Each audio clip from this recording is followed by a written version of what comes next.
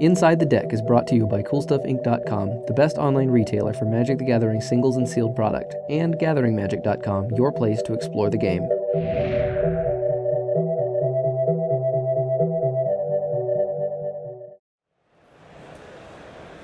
Legacy is a format that's been around for a while. There's a lot of different decks, and it's a very high-powered format, but it's still very interactive. When Balustrade Spy and Undercity Informer were spoiled, people were already talking about it, and that was back in, I think it was Gatecrash, because the effect is a very powerful one. There's a reason that Hermit Druid is banned in Legacy. And so, yeah, it's not quite as good as Hermit Druid, but you don't have to be as good as Hermit Druid to be darn good.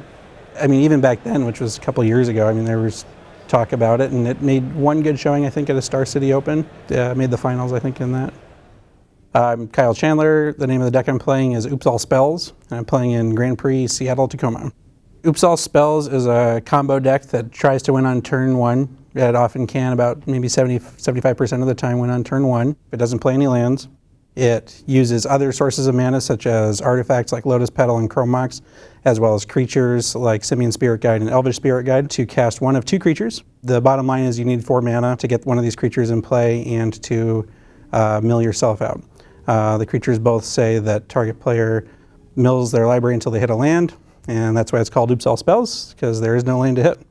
So you flip your whole graveyard over. That triggers the 3 copies of Narcomoeba, and then the goal is to flashback Dread Return to get Underworld Cerberus back into play, and to sacrifice it to flashback Cabal Therapy to get its trigger, which then returns all creatures from your graveyard into your hand, which enables you to exile more Spirit Guides, cast Wild Cantor, which fixes the red or green mana into blue mana, to cast Laboratory Maniac, and then you can cycle the Street Wraith to draw a card and win the game. I chose to play Oops All Spells because I'm not intimately familiar with Legacy to the point that I felt good picking up a grindy attrition-based deck. And so I felt like I wanted a combo kind of oriented deck. I think because of the variety of decks available in Legacy, I think that coming in underneath as many of those as possible and just winning on turn one has to be a good strategy. It's really hard to have one of those sort of longer game-oriented decks that it really can deal with everything in the field. And winning on turn one is actually a pretty reasonable way to beat most of the field. So as far as creatures that might ever hit the battlefield and attack, none. You've got 8 different Spirit Guides, the 4 Simian Spirit Guides and the 4 Elvish Spirit Guides. A single Wild Cantor, because it fixes mana. And it's a green creature that you can get off of Summoner's Pact. You've got the Undercity Informers, 4 Balustrade Spies, a single Laboratory Maniac, a single Underworld Cerberus, and 4 Chancellor of the Annex. So the Chancellors, just if you have it in your starting hand, it counters their first spell unless they pay 1. So it helps, deal with a Thoughtseize on turn 1, or a Daze or a Force, or those kind of things. Everything else is focused on generating mana, or is the combo itself, and that's about it.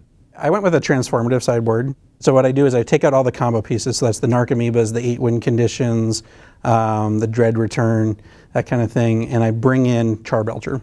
So I bring in 4 Charbelchers, 4 Lion's Eye Diamonds, 3 Spoils of the Vaults, 2 Tinder Walls, and 2 Empty the Warrens. And what that does is it makes me immune to graveyard hate. So if they're over there sideboarding in Surgical Extraction or Rest in Peace, those are just dead cards against me now. And I've set myself back by maybe a turn and a half at most by doing that sideboard plan. I love that it can win on turn 1, and often does. It means that my opponent doesn't get to play Magic, so that's got to be pretty good. I love the diversity of Legacy. You got a lot of good people that have been playing it for a long time and know it really well too, so there's a lot of good community around it.